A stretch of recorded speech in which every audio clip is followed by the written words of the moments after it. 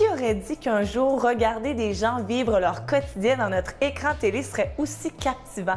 Au Québec, on est des milliers à regarder nos téléréalités de manière assidue, de Star Academy à Occupation Double. Mais ce qui me semble fascinant, c'est d'analyser ce phénomène qui démontre un certain voyeurisme.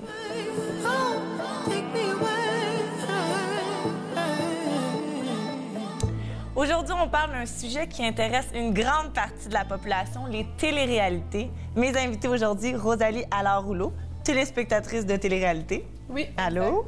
Karine Saint-Michel, participante de la dernière saison d'Occupation Double Bali. Salut, merci Karine de ta présence. Salut. Et Véronique Jaudoin, sexologue, que je suis très contente de retrouver sur notre plateau. Puis Véronique, est-ce que tu consommes aussi un peu de télé-réalité? Oui, un petit peu. Un petit peu. Les filles, comment expliquez-vous l'engouement des gens pour les émissions de télé-réalité? Karine? Je pense que c'est que les gens se retrouvent un peu dans les personnes qu'on voit dans les téléréalités parce qu'on est des personnes comme tout le monde. Puis c'est un peu comme Monsieur, Madame, tout le monde qui vit une émission de télé. Fait que je pense que c'est pour ça que Monsieur, Madame, tout le monde se reconnaît dans nous qui font des téléréalités. Rosalie, toi, qu'est-ce qui te plaît tant dans les téléréalités? Bien, je pense que c'est en fait une façon de décrocher, une façon aussi, tu sais, pas quand tu regardes ça, moi je trouve que c'est quand même drôle à certains moments. Donc c'est une façon aussi de s'amuser. Moi, ce que j'aime aussi de ça, c'est, moi je suis une personne vraiment qui aime ça analyser le comportement humain. Donc comment les gens vont réagir ensemble face à certaines situations. Donc, mais ça, c'est vraiment mon opinion personnelle. Je sais que je suis supposée peut-être représenter les gens en général qui écoutent ça, mais moi, c'est vraiment juste mon opinion personnelle. J'aime ça analyser les gens. Et Véronique? Je pense que ça vient chercher notre côté un peu voyeur aussi. Là. On est curieux, on est bon au Québec, on est bien potineux, on aime ça regarder qu'est-ce qui se passe chez les autres. Donc, je pense aussi que ça vient... on peut se mettre à la place des autres. Ça fait rêver aussi, hein? Les gens, ils vivent la vie un peu des gens riches et célèbres. Parfois, là, on voyage, le beau linge, des belles grandes soirées. Donc, oui, je pense que ça nous fait rêver. Il y a ceux qui regardent et il y a ceux qui sont regardés. Karine, quelle motivation t'a poussée à t'embarquer dans l'aventure OD? Je pense qu'il y avait deux motivations principales. OK. Il y avait la première qui était de donner un genre de push à ma carrière, puis faire avancer, avoir un public ou peut-être me faire voir pour que j'aille plus d'options pour pouvoir peut-être faire avancer ma carrière comme animatrice, mannequin, actrice. Puis dans les médias, peu importe. C'est vraiment ça que je veux faire. Fait que c'était pour ça que ça m'intéressait beaucoup. Puis la deuxième, c'est un peu un petit rêve de petite fille, là, de peut-être trouver l'amour pour vrai. Bien, c'est ça le but à la base d'Occupation Double. Oui, puis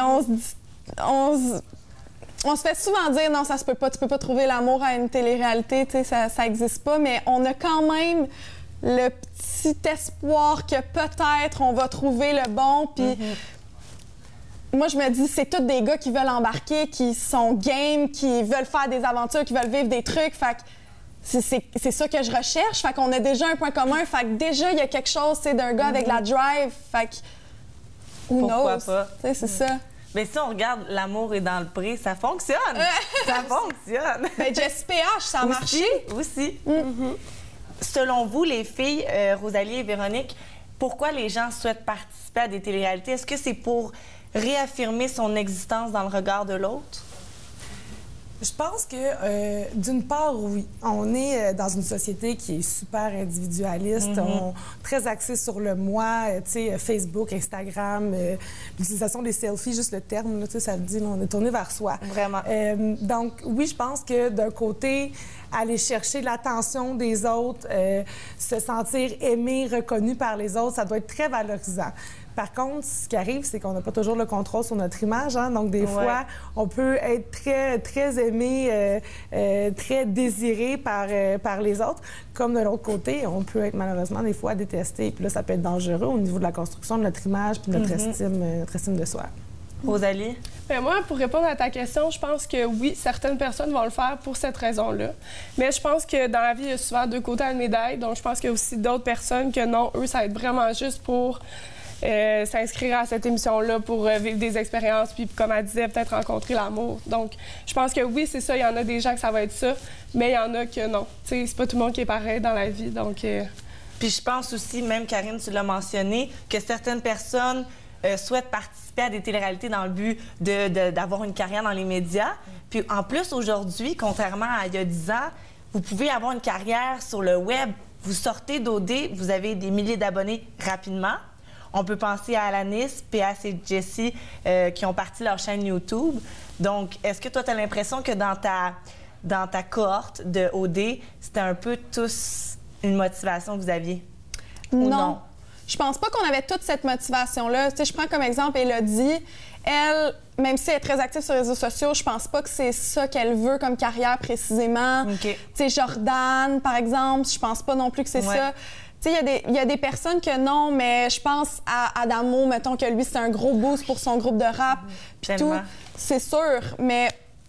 Je pense pas que dans l'ensemble, tu sais. Il y a aussi Alexandra que ça a fait une belle publicité pour sa compagnie de yoga, mais c'est plus une entrepreneur qu'une personne de télé, tu sais.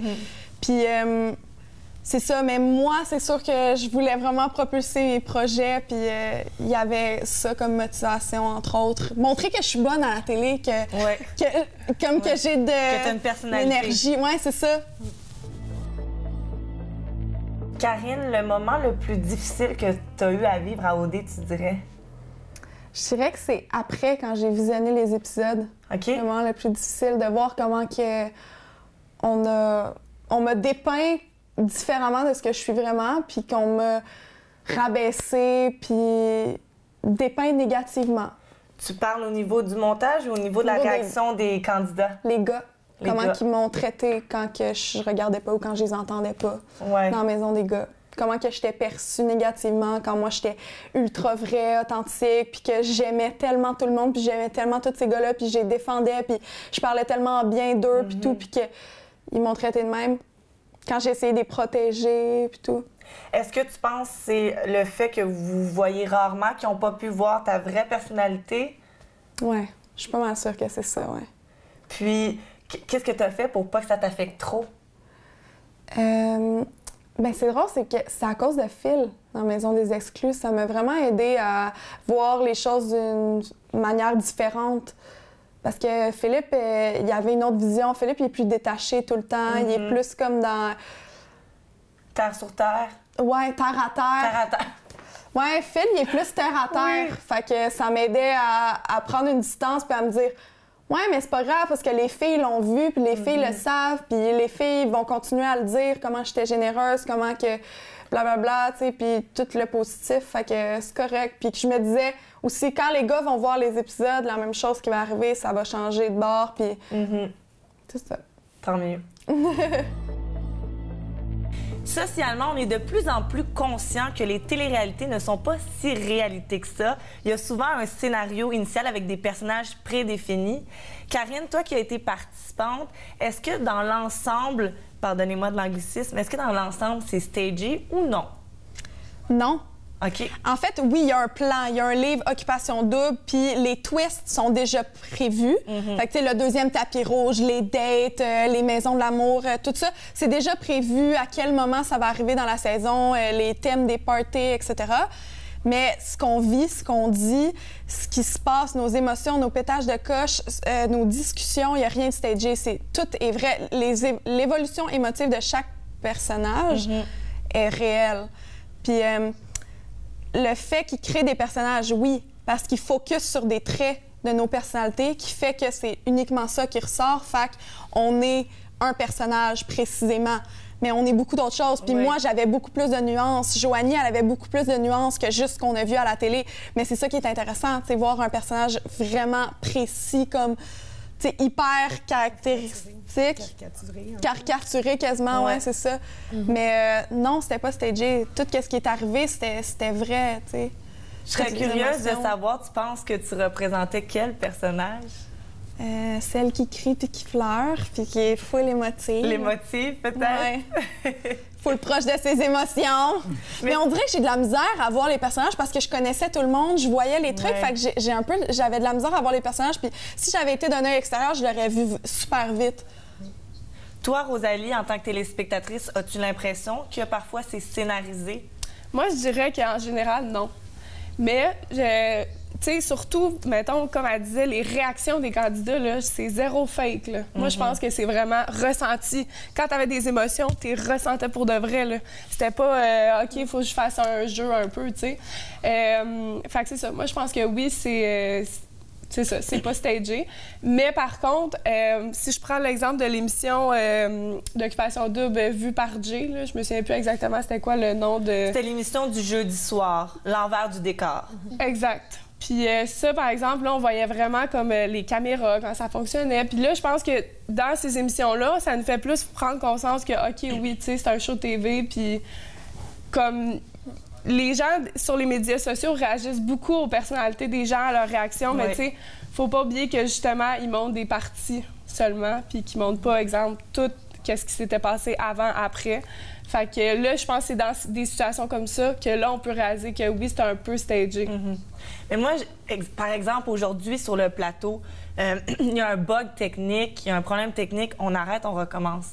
Dans une télé-réalité, exemple, tu as une discussion avec Joanie, vous vous chicanez, il y a un problème technique, est-ce qu'il vous faisait arrêter, reprenez votre chicane ou comme... Pas dans les chicanes. OK. Parce que tu peux pas. Non, c'est ça. Ça arrivera pas. C'est eux qui géraient au montage le problème technique. OK. C'est ça. Mais mettons en entrevue ou dans des discussions, juste des discussions comme une date ou dans les activités, oui.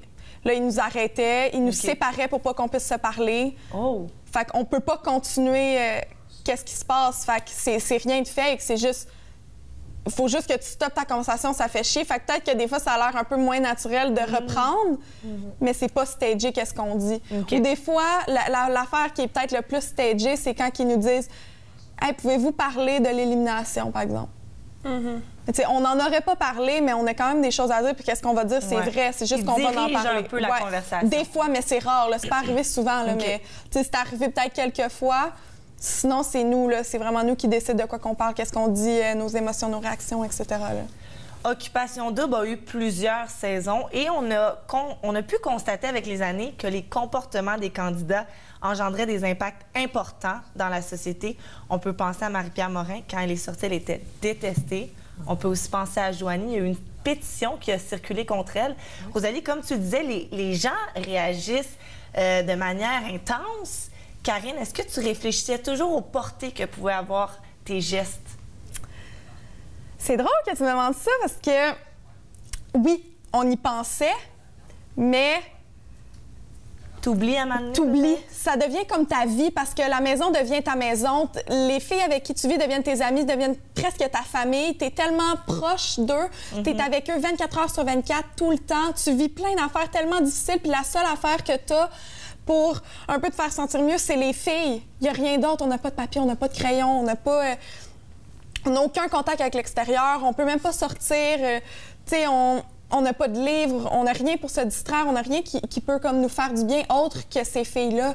Fait que ça devient ton petit monde, le petit cocon. Fait que oui, on oublie qu'il y a du monde à l'extérieur qui regarde puis qui vont juger puis qui vont dire puis entre nous, on pense tellement qu'on est tout ouvert d'esprit puis wow, puis qu'on comprend puis tout puis juste en voyant la réaction des gars, on faisait comme wow. T'sais, si juste les gars sont autant fermés d'esprit puis pas ouverts d'esprit comme nous, on l'est, imagine le reste du Québec. Puis c'est des gars ouverts d'esprit. Fait que là, on se disait, OK, des fois, il y a peut-être des affaires que, oh mon Dieu, ça va faire réagir beaucoup. Puis là, tu disais, oh mon Dieu, j'espère qu'ils vont pas mettre ça, j'espère tellement qu'ils vont pas mettre ça. Puis boum, ils le mettent, Colin! C'est sûr que si tu dis, j'espère qu'ils ne le mettront pas, il y a des bonnes chances qu'ils vont faire le show. Moment confession. Rosalie, quelle est ton émission de télé-réalité préférée? Je te dirais que j'étais en gros dilemme entre L'amour est dans le pré ou Occupation Double. C'est vraiment mes deux préférés. Je suis pas capable de choisir. Qu'est-ce que tu aimes dans Occupation Double et qu'est-ce que tu aimes dans L'amour est dans le pré? Bien, L'amour est dans le pré, c'est que ça marche. C'est vraiment comme la réalité dans le pré, dans la ferme, etc. Puis Occupation Double, bien là, c'est toutes les réactions... que les gens capotent, qui crient, qui pleurent, le drama. Ouais, exact. Ouais. Aujourd'hui, on parle particulièrement d'Occupation Double puisqu'on a la présence de Karine, mais il y a toutes sortes de télé-réalités. Il y en a sur la décoration, il y en a sur la cuisine. Pourquoi regarder des gens tomber amoureux nous attire autant, Véronique? Bien, l'amour, c'est quelque... On en a parlé déjà dans une émission ensemble de l'amour. Sur les fréquentations. Exactement. C'est une source de motivation dans la vie pour agir. En fait, c'est ça. C'est notre source de motivation. Pourquoi l'amour? Ça vient nous toucher. Soit qu'on est déjà dans une relation amoureuse, soit qu'on aimerait être dans une relation amoureuse. On est curieux de ce qui se passe dans la vie des autres, comme je l'ai dit tantôt. Donc, je pense que c'est pour ça que c'est aussi passionnant pour beaucoup de gens. Karine? Quoi? Pourquoi regarder des gens tomber amoureux nous attire autant? Mais ça fait rêver. C'est ça que... C'est le désir et la recherche de tous, je pense, en général, de chaque être humain. On veut se sentir aimé, on veut être aimé, on veut aimer même. Moi, c'est surtout ça, je trouve. Pourquoi je regarde une émission de télé-réalité? C'est parce que je veux aimer. J'aime ça, aimer les gens. C'est un bon sentiment, là. Ouais. C'est un des plus gros sentiments, je pense. Ouais. Fait que je pense que c'est pour ça que les télé-réalités sur l'amour sont autant populaires. Rosalie? Moi, je pense que d'une certaine façon, ça fait rêver. Parce qu'en 2018, c'est quand même difficile de trouver l'amour sérieusement, si je pourrais dire. Donc, je pense que de voir ça, puis de voir, comme exemple, à l'amour et dans le prix, que ça marche vraiment, mais ça fait rêver. C'est le fun à regarder. Puis moi aussi, personnellement, c'est comme mon petit côté feu-fille, là, vraiment, de comme... L'amour, c'est beau, puis le petit rêve, le conte de fées, Cendrillon, c'est ma princesse préférée. Fait que, tu sais, c'est vraiment mon petit côté feu-fille, là. Véronique, tomber en amour devant des milliers de téléspectateurs, c'est quelque chose de peu commun. Et les candidats d'Occupation Double, de L'amour est dans le pré, se mettent vraiment à nu devant le public. Oui. Par contre, le conte de fées ne finit pas toujours bien. L'histoire d'amour ne finit pas toujours en conte de fées. Effectivement. Est-ce qu'il y a un certain danger ou est-ce que c'est mauvais pour l'estime de soi de vivre un rejet ou une peine d'amour devant des milliers de personnes? Certainement. Je pense qu'il y a un danger face à ça. Puis pas seulement pour la peine d'amour, mais je veux dire juste d'être émotionnel, vulnérable comme ça, devant des milliers, des millions de téléspectateurs. C'est sûr que ça peut jouer. Dans le cadre, par exemple, des émissions comme Occupation Double, où on est dans un jeu de séduction, bien, oui, il y a peut-être le rêve en arrière de « j'aimerais ça tomber en amour ». Puis ça peut arriver. Il y a des participants qui l'ont vécu vraiment, qui ont eu des vrais sentiments amoureux. Mais ce qui arrive, c'est qu'il y a un enjeu qui est de gagner un prix souvent, qui est un prix monétaire quand même assez gros. Donc, à travers ça, bien, il y a possibilité qu'il y ait du mensonge, de la manipulation pour aller plus loin dans l'aventure. Donc, il y a quand même un très gros risque d'être blessé, finalement, que la relation soit unilatérale. Donc, ça m'a fait penser justement à Karine. Et Karine, je pense que tu pourrais nous en parler, là.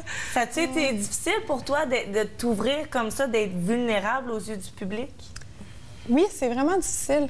Mais c'est surtout qu'à chaque fois que tu as une date ou que tu as du temps intime avec le gars ou avec la personne que tu as comme un crush, bien, il y a 5 personnes qui sont là, juste un peu plus loin, qui te regardent puis qui écoutent tout ce que tu dis.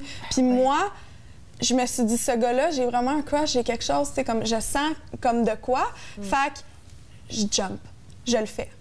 Puis je me suis vraiment ouverte à Karine. Je me suis vraiment ouverte beaucoup plus que j'aurais dû, puis beaucoup trop aussi. Puis, tu sais, c'est difficile de s'ouvrir devant tout le Québec, mais on les voit pas. Mais quand il y a 5 personnes sur le même plateau de tournage qui te regardent puis qui entendent toute ton ouverture puis ton intimité, c'est encore plus difficile, je trouve. Puis qu'après ça, tu te dis, tout le monde l'a vu. Ouais, tout le monde l'a vu, mais comme... Tu les vois pas le voir. Tu vois juste les réactions après. Mais je suis sûre que tu t'en fais parler encore. Tu sais, les téléspectateurs, justement, ont accès à cette partie-là intime de nous. Puis, ça marque les gens. Tu dois t'en parler. Les crises de larmes, les crises de jalousie, les pétages de coche, comme tu disais tantôt. On a vu, je pense, Adamo faire genre une crise d'anxiété. De panique, oui. Mais ça, c'est fou parce qu'on en a toutes fait, des crises de panique. Moi, j'en ai fait 2. Ah ouais? Oui. Alexandra en a fait. On en a toutes fait. Ils ont seulement montré Adamo. Fait que ça montre le montage, puis sur qui qu'on met la pitié, peut-être. Oui. Puis veux pas, je suis sûre que le montage qui a favorisé l'image d'Adamo l'a permis de gagner. Ben oui. les crises de larmes que j'ai eues, que je me suis dit, là, je m'en vais, ce gars-là, non, il m'aime pas, puis tout, puis la prod qui essaye de me convaincre que peut-être qu'il y a encore une chance, je te le dis, essaye encore. Ouais. Puis, parce que moi, là, j'étais démolie, là, quand que je voyais que ce gars-là, Il se rapprochait de Chani. Ouais, puis qu'il donnait pas l'attention que je désirais avoir. Ça fait mal, là, puis tu te dis, tout le Québec voit ça. Puis après ça, quand on sort, puis que je vois les épisodes, puis que je vois la réaction du monde, puis que je vois comment qu'ils s'en foutaient, puis que moi, j'étais là, puis que je parlais de lui, puis j'étais comme, oh mon Dieu, j'ai hâte de revenir au Québec, puis de pouvoir dormir avec lui dans mon lit, puis tout. Tu tombes de haut en titi, là. Ouais. Rosalie, est-ce qu'il y a un type de personnalité auquel tu t'attaches plus qu'un autre dans les candidats?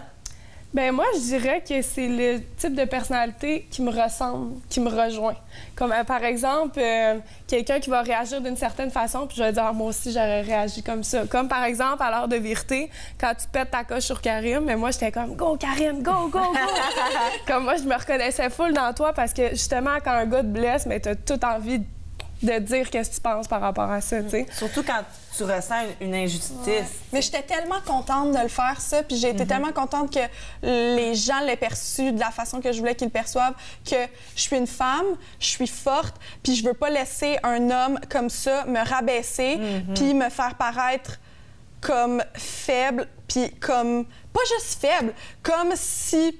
c'est correct, on peut jouer avec moi, c'est correct comme ça. Quand moi, j'ai été vraie, j'ai été honnête, puis lui, il me mentit, puis lui, je voulais pas qu'il sorte en sentant qu'il est le king, qu'il a bien fait sa game, puis tout. Je voulais juste montrer, pas juste à lui, en fait, lui, c'est une partie de même, mais je voulais juste montrer au monde que ça vaut la peine d'être vrai, puis ça vaut la peine de montrer ses vraies émotions, puis il faut avoir confiance en soi, puis confiance en qui on est. Donc, ouais. T'as bien fait. Ouais. Véro, quelles sont les répercussions des téléréalités sur les comportements sexuels de notre société? Je te dirais, en fait, pour le fait de travailler dans une école secondaire, je le vois beaucoup parce qu'on sait que les jeunes sont une clientèle énorme là, pour les téléréalités. Ils sont super curieux. Puis, ce qu'on voit dans les téléréalités, au niveau de la sexualité, on banalise des comportements sexuels. La limite est floue entre ce qui est privé et ce qui est public. Ce que j'ai perçu, c'est que on travaille avec des jeunes, par exemple, on essaie de leur apprendre c'est quoi une relation amoureuse saine, le respect des limites, de ses propres limites et des limites des autres. Puis dans les téléréalités, on va voir des situations où, pour alimenter le drame, on va avoir des crises de jalousie, des crises de larmes, le mensonge, la manipulation. Donc, il y a un message qui est totalement contradictoire, qui, je pense, va influencer, malheureusement, surtout les jeunes par rapport à ça. Parce que les jeunes vont se dire, bien, je le vois à la télé. Ça devient un modèle. Donc, c'est normal. Ben, c'est correct. Si mon amoureux, il crouse 4 filles en même temps, mais exactement. Non. Tout à fait. On vient normaliser, banaliser des comportements qui ne devraient pas être acceptables. C'est important de le mentionner. Exactement. On le sait, les personnes qui s'embarquent dans des téléréalités débutent l'aventure en étant des personnes non connues et ils ressortent et deviennent des personnes hyper médiatisées. Véronique, quels sont les impacts psychologiques de passer d'illustres inconnus à une vedette de la télé si rapidement? Oui, c'est super instantané. Hein? D'un côté, bien, les participants vont être ultra sollicités. C'est sûr qu'on voit un peu... Ils partent, il n'y avait déjà pas d'intimité. Ils reviennent, ils n'ont pas d'intimité non plus. On leur demande de répondre à des entrevues, radio, télévision, participer à des événements de promotion. Il y en a beaucoup qui, finalement, bien, vont s'éloigner de leur cercle, leur noyau, la famille, les amis, parce qu'ils doivent répondre aux attentes des médias. Donc, il y a ce côté-là, puis parfois, il y en a qui vont finalement se reculer pour se retrouver. Il y a aussi le fait qu'en n'ayant pas d'intimité comme ça, notre image a été exposée au grand public. On n'a pas eu de contrôle sur cette image-là, comme je le disais tantôt. Donc, les gens du public ont une idée biaisée de qui on est. Et dans bien des cas, bien, d'un côté, ça peut être positif, hein, si les gens nous ont adorés dans l'émission, mais c'est le fun. Dans certains cas, comme on a dit tantôt, par exemple, on a parlé de Joanie ou de Karine qui a eu des moments où elle a vécu pas mal difficile. Les gens gardent cette image-là de nous, qui n'est pas une image qui est fidèle vraiment de la réalité. Puis ça peut être super destructeur parce que on peut vivre, par exemple, du harcèlement, du rejet. Les gens vont nous insulter, puis c'est des gens qu'on connaît même pas. Donc, ça peut être super néfaste, je crois, là, au niveau de l'estime de soi. Puis d'ailleurs, Jordan, une participante de ta saison, a été affectée par cette popularité soudaine. Elle a mentionné le fait qu'elle voulait être moins active sur les réseaux sociaux pour retourner à l'essentiel dans sa vie. Toi, Karine, comment vis-tu cette transition? Moi, je l'ai vraiment bien vécu, en fait. On dirait que j'étais déjà un peu préparée. Puis avec mon agente chez Specs, on avait déjà comme un plan d'action. Puis déjà, dans le passé, on avait déjà fait comme des plans de comment gérer mes réseaux sociaux vu que je suis mannequin. Puis que c'est un outil pour se promouvoir, mon Instagram. Puis je pense à ça, tu avais quand même déjà un peu vécu ça parce que tu as participé au documentaire L'amour au temps du numérique. Donc, tu étais peut-être déjà un peu préparée. Oui, c'est ça. J'ai eu un peu le spotlight pendant comme peut-être 1 ou 2 semaines après L'amour au temps du numérique.